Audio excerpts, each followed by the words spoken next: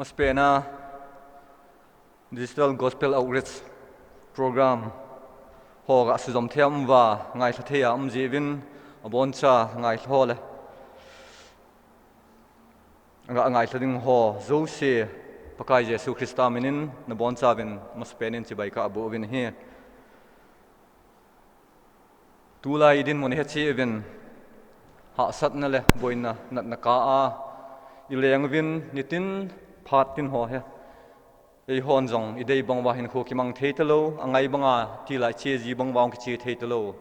thil ibol kha lo jingyong ibol wa ichi kha lo na wa chi wa angai tan ti tabang pha chung thung tan hi jing zong le ho pathin lung sit na pathin ngai lu ne chang lai win tu ni pha na zong misang tam ta HETSAHNA ho sanga tu pet wa zong ho pathin ni ngai lu na zalwin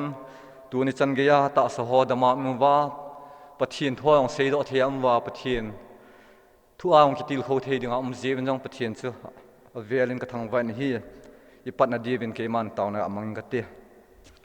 lungsen ngai lu na dim jing ka pau ka Pathen pakai na lungsen ngai lu na zalin nang man Houbung mite gamsung mite nang man ki thopi vin nang man umpi na zalvin tu ni pha na na thieng ho sim do thei dinga phong do thei dinga nang man hin khodam na nei pi wa nang ma thu thieng ho ngai thla thei dinga hin khodam na kamu si win jong nimin thieng thang ven hinga pa thu tun win hi pakai nang man tu ni pha na chi program mang cha ngai thading zo se la pakai chi program mang cha ngai thla zo se hin pakai ta sa le thagawa dam na kanei na hung hi ta sa le thagawa ka hat do na hung hi thene dingin pakai nang man lung se ta pakai nang man thu hung leya mal hung som pe wa na thil bol thein a nang man hung tom dum wa chutiang le pakai nang man DGOP che ho a pan la so siang pakai nang man he pa ma ho su hat che cha che ho program ho a ko nai pakai nang ma mulo lai le pakai nang ma agam ho zo se nang man mu do na le nang man nai na hung hi thein dingin nang man ek thopi wa mali som pe divin singa pakai de ta Jesu Christa mina thum hi amen Teacher a pangkha hilawa hila midam tam ta hin ho hila pangzo si hin I het diu khat cha student khat cha question ido atam chana ama a cha het thiam na hilole ama a cha information aki in part ji na ki ma chu ki tu lut pe ji na he chibanga cha tu ni pha na zong ei ho zong do na kho ata hilole ei ho a question a ki bol dinga kho pen pakai jesun ado na dam no mem Nandam no mem kiti tu ni pha na he ti hi ga vet khom divin ka dein athupi mong ka sen hi jesun nadam no mem tu ni pha na ati hi ei ho ga ki do divin ka dein jesun ape na ko na mizeng paralyzed kiti chat mo anado hi zong le tu ni pha na he chikoi son hi ho ve la ga ki do ki diu Houbung mite ki tiam naw hin hi Azi cho ipiham tiale tibukuma ikisima ikisim hi dama ikisim ti na hi dama ikisim hi le thilpi lutta ho changa thilpi lutta mong ning hing se na changa hi ven hi ti hi ga sei do thanu ven hi Malaya Jerusalem a chun khopi khatumen Jerusalem khopi sunga chun tuikul khatumen hi Mathi lo le gospel sung Mark Luke John ho cha mu do thin min tun tha pha na ke man ka sim do nom chu Bethsaida tuikula nangong chat no pa adam sa ti thu ngi ding hi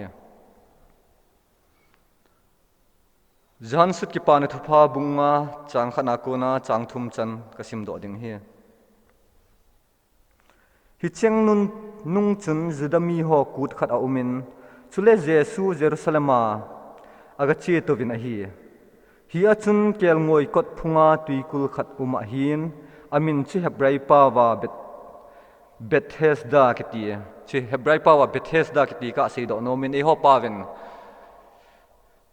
Bethsaida yong kiti an chi hi House of Mercy ngai nei in ti jong hi ga het do tha din ka den hi nga sim zamuti kisa ahin aleibu nga hi Hichenga chun ana mitcho elbai nongong chatmo mi hon tam ta tui cha lo nga ajing luma ahiuve tin hi cham ho hen tui dam lo ho hen tui nga tui cha lo nga hi dam na ngai cha kel kot phung he tu ni chana jong mu the hin la jin tu ni chanan jong ading na la ya ti jong ka sei do thanom hi kel kot phunga ki ti lo ji he masang la ya kel kot chilaya betsaida tuikula kel kot ki ti lo ji he kel ngoi ho hi lo wal kel ngoi ching hon Jerusalem kel ngoi cho pui tiang wa he la chikot kha achana lut ji wa hi chikot kha ach kel ngoi ho cho pui ji wa chikot kha ko na chu tuikul lam chu lut ji wa jang changlam chu ga jot wa jet lama lut wa chikot kha ko na chu atiang le akel ngoi ho cho Jerusalem temple thun masangwa asu thiang wa cha ko na chu athoi diu hi zia chu asu thiang masat jiwa chimpadunga chu su thiang na kin chu abol masat jiu hi chi a chu masangla ya chu kel ngoi ching ho yong chen chilai chu a ho pa ji hi ti chu ga mu do thin omin hi betsaida tuikul kiti ha ni a khian hin ana khian wen chi tuikul ha len ta walin a khianin hi tuimun chni in a khianin hi kel ngoi ho chu khatlama sil jiwa khatlama chu mi him ho a ki sil ji wen hi tuikul panga chiga vena hi le porticos kiti kembu hi lo le kem neucha nga hi umjin hi chi kembu sunga chu damlo tam ta amit cho azeng hi lo le humun lo chat mo ti ho tam ta cha khom ji ba hi ama ho chun dam na ngai cha dam na mudinga kinem hi je wa ji ba hi ti jong cha ki mudo in hi zonin asein bang chun kembu sunga mi tam ta abang mit cho elbai nangong chat mo khom ho chun pakai jesu hi lo le cha tui a ko na damna amu diu kinem ma ho chun anga ji ba tui kula lu ding che kinem ta phat aman ji hi ti jong cha ki mu don hi chilai ya simu to kitu ba johnson ki pa na thupa bunga changa le chang thum le changa ki ka he ne cha I het now ga su zaw na di wa hi lo lew I hon iga het na chung wa iga het ben di wa ka dei khat min hi chilai he john sat ki pa na thupa bunga chang thuma ko na hi ga sima ile chang li hi I ho pau hin bracket in ki koi ni hi a hi wang pau dang ho aga vena hi le chi chang li ni hi a ki koi tha ji pon hi mizo pao hona ki koi tha pon hi omit ki bolin hi chang li hum pon hi chang thuma ko na chang nga he ching ji hi missing hi version english version hong tam tai ga sima hi le cha he ki koi ji lo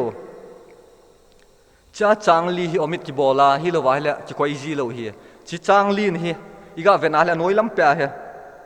neu cha footnote banga footprint banga he bible noilama he ata ado ji cha he include tha ji hi chi aji pen chu KJV hong ki sem do King James version hong ki sem da cha ko na cha translate dang ho a jong ki koi talo hi aji ta cha KJV ki publish chun scholars tamtan bible theme hon discover mu do na neven chi chu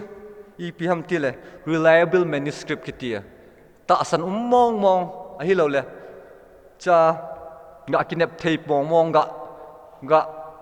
pom thei mong ti dham zon le khasut amu vin hi priority 400 AD khang la ya anamu hi chichu original park manuscript ven wa le chilaya ei hon isim zio bunga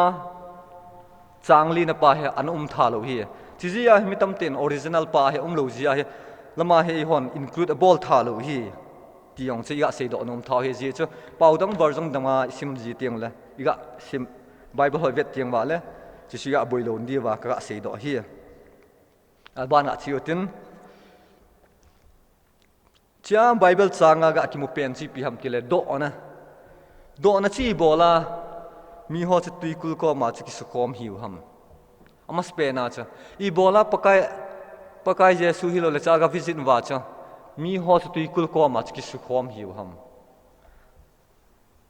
changli na cha simuti aji chu iti phat ham kom le pakai van til khat hung kum thazia tui chu ahung cha lo a cho lo zia hin hung kum thazia tui chu cho lo zia hin a tui ki cho lo nunga tui khula kum thama sa pen chu ipi veza I to banga na hi zong le anat na chu dam hil jing hi ati ki mun hi I bola chlai mona he mi pi ho chen ki su khom ji wam itia he la mi pi ho chen van til khat ong kum sa ong cho lo a tui chung cho lo tianga le ama ho chi ma sa pen kum ma sa pen che hung dam ji ba hi ti cho ta san ji wa lai ki su khom ji ba hi cha hi dam ding ki ne ma tui kula chum jing wa hi ti che ga mu do the hi bunga changa na ko na ban sim beng ti hi chun mi khat kum som thum le kum diet zen chat mo hin jesu na ma chu anulup amun kum so ta na hi chu a hen aza nadam no mem atin hi anapa chun adon bunin pu tui hung ki cholo teng le tui kula ei koi thading mi koi mala kanei pon ka chi le ka thun teng le ka chi le ka thun ka le midangin ei khel in achi ji tai ati jesu na za kipat do in nalup na kichoin lam zot tan ati hi pakai jesun ama ko ma kipat do in nalup na kichoin lam zot tan atin hi pathinin bon chawa ding thu phathi bu tan chilaya tuni phana I hon jong ithupi diwa kaga adei pen ta chi hi a hi la Tahsannin Nakoupa cha ti hi trust unto the one who call you kiti hung ding hi yuzena mitia la chilaya kum som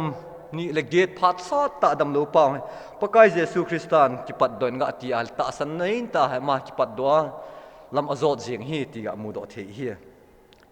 point khan na ga sei do diu chu ka dei chu ngai lut na tui kul ko ma dam lo ho hi ngai lut na tui kul ko ma dam lo ho the sick by the pool of mercy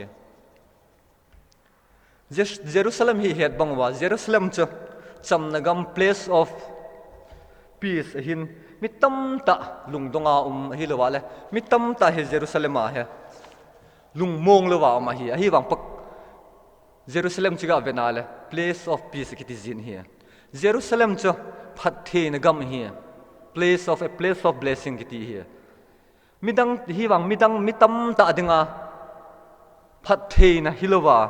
changlowa mun tam ta mitam ta omen hi Jerusalem chu damna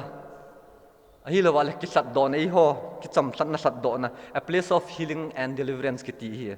ahi wang mitam ta nat nan atomin hi chilai muna cha mitam ta mong cha cha nam lo ni sehle pung che jing hat lo chat mo tam ta ma hi dab Jerusalem cha dam khopi cham na hin lungmon na hi wanga cha chilai cha na kol tam ta ma hi ti cha ga mu do the hi Bethsaida tuikul min cha house of mercy kiti ngai lut ni na kitin hi ngai lut nen kitin hi la mitam ta ngai lut na chang zo lo mitam ta ngai lut na mu zo lo hiche sanga chu dam lo elbai mit cho tam tom khom wa hi chlai mana cha chi tu lai mitam tai ho Christian te idin mun hi gam tan hi Pathen hong sungai movin Pathen ngai lut no sungin umvin Pathen hilo le Jerusalem hilo wale Bethsaida chungai lun ni na ungin hi a hi wang tu la hi dam lo tam tem ta vin a hilo wale chat mo tam ta vin hi chu tu lai Christian tam tai din mun hi ti hi iga ki khol diu a hilo wale ho iga ki nung he diwa iga ki examine diu hi thil kho mong hi ti hi ga sei do tha nom hi ei ho ma na tong ding nga ki ko hi vin hi a hi wang hi diu banga ei ho hi zo talo I chu na diu banga chu zo talo I to na wa kyum den gam jita tizia hei ho na tong thelo wa hi lo le a thia bang wa kyum gam ji atan hi Christian te I pg ham itia la ei ho ding bang hi diu banga hi lo wai to bang diu I to zo lo teng le ei ho I din mun wa I den wa kinga den ji teng wa le cha muna chi den ji teng la thia bang Christian chat thelo bang ba cha I ji hi ti hi ga sei do nom thau ni hi ei ho angai lut na le a sat do na le a hong sunga hi wang vin I kim velo a hi lo wai le I din mun ho vin ei kan tim zong jing vin to bang hin khu chen imang vin tabang din mun hoten ei kan khomin I tom vel hilo likim vela thil ho thil sung hon ei ho ei tom gam ta vin ei ho achat theilo hilo imang gam ji ta vin hi I hat mo gam vin isad sam gam ji ta vin hi I je nam tial chu ei ko pau I ta san ji lo ading bang ta san na pi hling ta nei lo ji jiu hi Christian hin kho I ga hat mo ki jiu he chi ki khol phat mong mo ngai jin hi ti ga sei do tha no min hi Bible in eight pevin koi hile pakai Jesu Christa su dam hilo wale sat do sa chu sat do ta be hi jing in hi ti hi hin la mitam ta hi elbai hilo le mit cho chat mo hin khui mang ta vin hi ei ho elbai ihiu idin mun wa ikya tan den ta ji evin Bible in elbai ga ti ei ho tulai idin mun hi bola ei hong elbai hi ham til idin mun wa den ta ji wa ei hong idin mun wa ding jing che be theitlo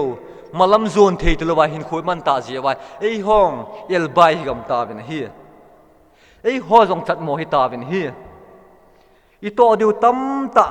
tong lo wa ta ji wa tat mo elbai ikisu gam ta bin hi Christa ta sante pakai nung zui te ihivin ahiwang ibola tu ni phana he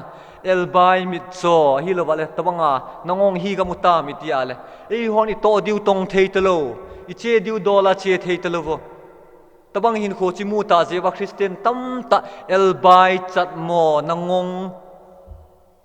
adam lo wa idim jiang ta bin hi nat na tam ta nat na chom nei gam ta bin hi Bible chuni ga vena hele Adam mo zi acha mo tailo che thil dang e ma cha amen san pun sei tha pon hi chilaya kum som ni lege dam lo pa cha chule mi hizat la cha ma bu I bola asu dam ham ti jong he akimen san tha pon hi hi wang ching thei ta ma pa hin kho ching thei ta ma pa din mun hi ga vena I khana hi le I ga ki gel ji teng le ei ma din mun jong tam ta chimu do thein jin hi Jesun ama alup amu asan phat so ta ko na dam lo hi jong che hetan hi pakai Jesu Christa sun ama chamu wa ko na phat so ta ko na ve phat so ta ko na dam na nom nei hi ti a hebe sen hi a hi wang pakai Jesu sun ama kom chuna za achan na dam no mem ati kho ni hi chichu pakai Jesu Christa nei ho jong tu ni pha na kele nang ei do hi nang ma na dam no mem ti sa ki do dio hi pakai Jesu Christan dam lo pa henin ama kom chun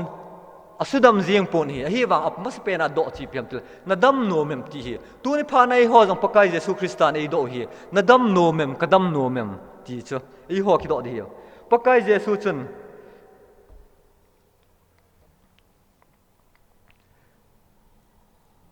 ya gel ala ama chan thil zo si het hi hi wang aman ei do hi tu ni pha na ama chun ei ho chu dong lo wa yong ingai cha nu banga che pi the hi I wang I bola ei do ham ei ho chu iki kho lo ngai hi aji pc pen ham ei do pen je pakai Jesu chun ta san na le faith le ha demand pon hi tu ni pha nei pakai Jesu Christa hen ei ho agreement long demand tha en hi ei ho inop ta be hunam ta sai su dam inop mu hinam chu ikinop tu ngai hi a hi lo wale ei ho ta san nau le hling lo hi ei ho jong inop hi pakai Jesu Christa ko ma che ke ma ka dam no me ti hi inop mu ngai hi inop lo wa le bang chi jong theilong ding hi pakai Jesu Christa san to ding hi a hi wang chi dinga cha to thein dinga chu ei hon agreement sim pi ngai hi ei ho masanga cha ma masanga chi inop mu ngai hi su dam diu che su dam hi diu chi inop mu ngai hi chi inop to ka sewa chi ho chu dam chi mu theilo diu hi chi Christian tam ten hi khel ji bin hi chi ei hon iki khol wa chi ei hon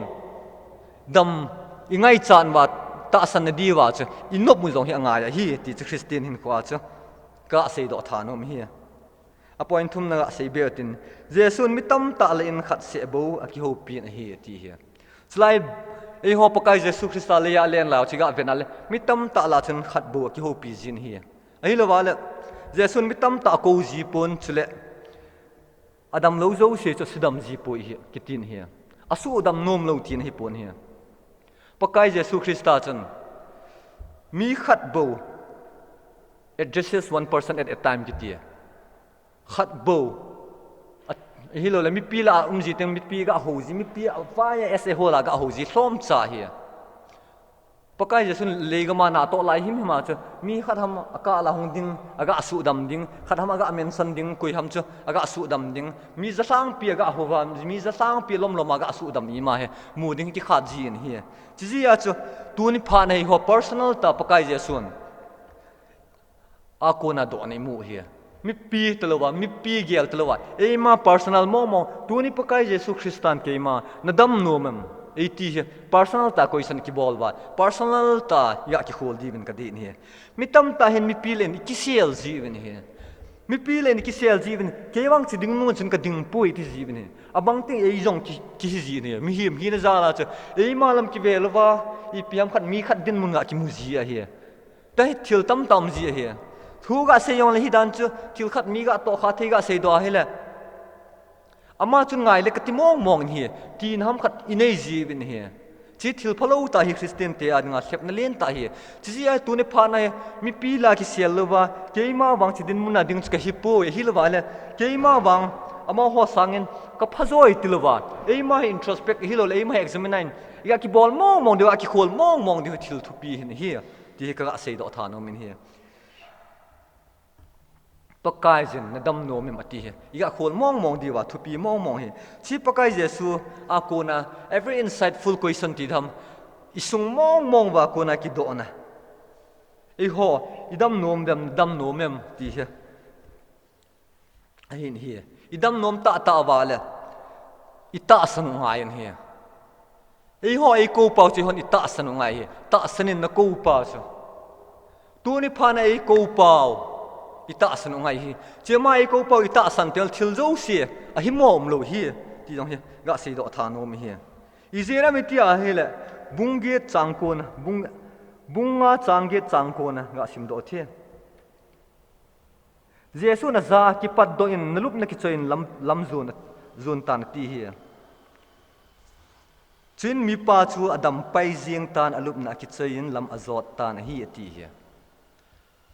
pakai jesu christa ei ko pau chi bolai ta san ngai ham ti le changge changkon ki che me sen hi pakai jesu christa chen ki pat do in ati hi comment ga pe ki pat don lang nalup na ki choin lang lam zot tan a ti le chin ama pa jong chun kadam dem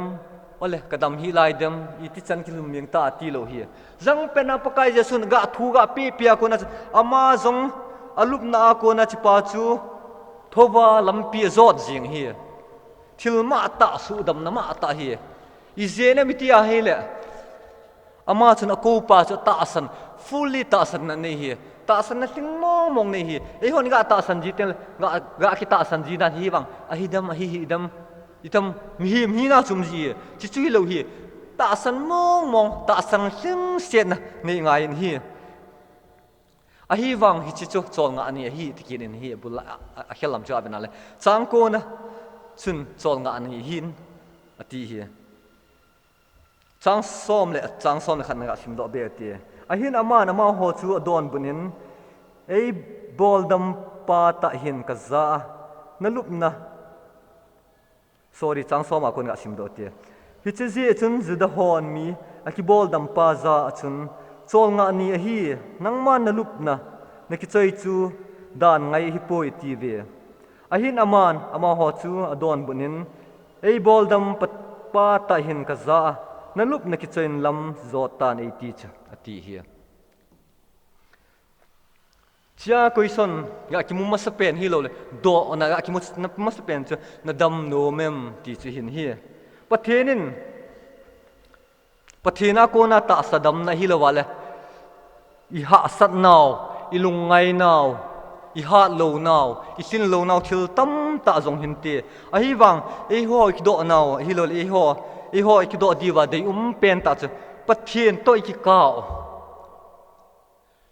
Pathen toi ho ki ka isagau ki kao isagau din mun chi tabang din mun ham isagau din mun chu Pathen toi ho ki ka chu dam mo na mam Pathen to ki ka ei ho ki ka chu cha mo na mam Pathen to ki ho ki ka chu el ba ya yum bam chi chu ya ki do diwa dei mong ka sen hi ei ho ki khop na yin jong i pang ji ven hi Town hall nong na samo mo ki bol ji ven hi Pathen pakai ka ngai lu e ti ji ven hi Pathen nong ka ngai lu e ti ji ven hi Pathen pakai nang ma ka ngai lun sagawa dim set na sagawa haldo na nei pen hi lawa le sagawa mal som tha nei pen sagaw mi hin khu ka man the na dingin nang man nei ki tho pin sagawa khan let na ka nei the na dingin nang man Pathen nei bu in tin i tau ji ven hi Hinla Jesu chu nei ho ilungel tawa ilungel sung mong wa iki khol din nei dei jun hin tu ni pha na ha ei ho ni chan mong a i khan le no mu ham a hi lo wa le ei ho ni pi Pathen na i khan le na di wa he i bol nom ta vam i khan le na thein di wa chi pi i chana thil i ki pe do nom wa i to nom vam a thu pi in here Izat thai sen nom ta wa isagaw hin ko adang lam the na dinga chu ipi bol diu ham hi lo le ipi pe do ngam wam isagaw hin ko adam the na dinga chu ipi sacrifice bol ngam wam ipi pi chan ngam wam chan ding tam ta men hi ei hon ei ko pau si ta san be na wam Christian hin ko ha ki do na ding koi san atam mong hi hin ko wa he ki do na ding keu se hi jing hi Christian hin kho chu mi hin kho ga vena ama chu khatin ama chu chutin ama ken sang te ken sa te cho ei ho Christian hin kho pon hi Christian hin kho chu ei ma phat na kin introspecting ei ma ki examine ding hi ke ma ni tabang hin kho ka manam ka sagaw i tabang din mun ham ken sung mi i tabang din mun ham chi ki do diu hi ei ho ki do diu hi pakai dinga sagaw kamu theina dinga hi lo le sagaw ma som ka chan na thei dinga chu ipp ka pi do ngai jam ipp ka san do ngai jam ipp ama ka pi thi ngam i tibang chana he ke man ka pi do ngamem ti chu ima ki do anga jin a hi chi chung thil ngai ta be hi idam nom ta wa hi lo le chi ho Christia cha pakai Jesu Christa sa hat nom ta ne le chi ho ki do mong thil ngai hi pakai chun tu ni hin ei ho ei mu che vin ei ho ei dong vin hi na dam no mem ei ti vin hi chinai hi na dam no mem ki no vala ne ya ga don bud ding hi lo wale ki no ta hi lo le lungiel nem cha ga don bud na kadam no me hi lo wa hi le ngai I masanga angai to be sehle wa ga rek pai jinga ke jong ka phano me ga ti di ka dei pon hi tu ne phana ami wang ki ngai to mong a ei ma ki khol mong te idam nom ta vem ipisiam til agreement ei hong I no mu ngai hi Pathen tu ni phana ei hoi ei mo do lo hi ei hong ki no mu ngai hi idam thein di wa che ei hoi no mong na bam thil zo se to diu pakai je so pe ding dol pe diu chan ding dol I chan diu chi nop na vem chi ki khol ngai hi chi ti teng chile idam diu hi teng chile ei hon jong ei ko pau cho I ta sano ngai ta be hi che teng chile thil zo se ho ai ki pe diu hi ti jong cha se do nom hi zolanam nai tau tin chang som le chang li na ka sim do tha nom ben khonungin Jesu nama chu hoina amun aza ven akibol da man hitai chon sekit ta hi in azole a kho zo che na chunga chuget nin ti atin hi pakai Jesu Christa chan chi hi ei ho apak chi hi ki che tin pakai Jesu chan ei gi sal nau hi ei hong su da mai ji wa ipiam ya chan vai hung hat wa itaw nau pathenung san ji teng le isu mil ki ji hi idin mun lu yai lut ki ji go thlang tam ta kem zo teng ki ji ven hi a hi wang pakai Jesu Christa chan ama nongong chat mo pa he amu kit phana cha chon se kit te hin a hi lo wal sanga ho chen chunga chuding hi ti hi che ho non ki head du hi pathen ngai lu na chu grand tena koi thelo hi chu pathen ngai lu na chu angai bangai koi thelo hi Pathen ai ngai lu ta be na ven hi e bang ai ngai lu na ve ti bang wa hi bang wa hi kina lama kina ta chi hin khu khel le jeng jong he thil phalo mo he ti hi bible changa ko na kimun pakai jesu christian jong ei ho ei agi na hi ti hi mun hi azole chi sanga ho che na chunga chu get nin ti hi chilai chang ho akimel chi divin kadin hi tu hin ei hon hin kho wa pathen ngai lun na ichang be se bin ichang ven ahilo le pathena ko na mal som na ta be ichang ven pathena ki pa thu na hilowa hi le pathena ihin kho ikipe do diu he ei hon christian ten ito diu dol I chon diu dol thil pha thil di chen hi chizia he i hon pathin ko ma ki pa thu tam ta sei ding nei ji bin hi I ha sat naw lam a phalo lam le ve ji teng la I le phu ji bin hi a hi wang count your blessing ati bang che khat lam ihin kho khat lam opposite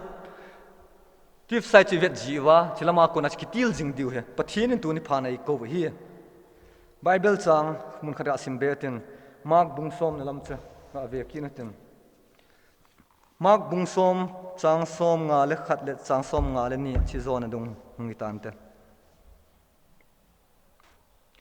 chin jesun ama chu a hobin keiman nangma I loleng nalung ham ati hi pakai jesu sun keiman nangma I pi loleng nalung ham atin hi chin mit chapa chana za rabi kho muleng kati ati chin jesu na za chetan na tahsannin damsa hitai ati le chepet ta chun kho amu pain zingin lamdung thunga chun azui tan hi ati hi tuni pakai jesu christan ong ei ho ipi bol pi leng nanopam ei ti hi ei hon jong pakai jesu christan ipi bol pi leng nanopam ei ti hi ei hon ngai chan cha azo zan koi ma chan ngai chan ki sei to pe zo zai pon hi chi ei hon ngai cha chi o I to bang din munai din ham I to bang thil ngai chan ba min sung mi te dinga ai lo lei mai ha sat na sagau lam hin khuai to bang din munai din ham chi ngai chat pau chu pakai jesu christan ipi bol pi leng na lung hi ham tia I sei do wa ikinop tu wa pathen chu ei ko pau cha ita san ngai hi chu tiang chile ita san naw neu cha chan pakai I sagau chu ga wan ngam pui lung ding hi a hi wang ita san naw len ta hi le wang wan gam jong chu ei ho I sung wa sagau wa ei khum pi the na lai chi chana chu thil lo pi mu diu hi chi zia chu ei hon pathena I sin set thein di wa chu ei ko pau ita san diu chu ei ho ei ki ko naw hi ti hi tu ni phana angai sa che chang zo se pakai je sun ei ko na ei ko pau I ga ta san diu ta sanin na ko pa chu ti hi ga mang cha ta san na nei na sing set ne ya pathena I ki pe lu diu hi I bon cha wa tinga I ki tem naw le I ki mop naw hi ka ki pai bon cha wa ding pathen thu phathi bo pi taw han amen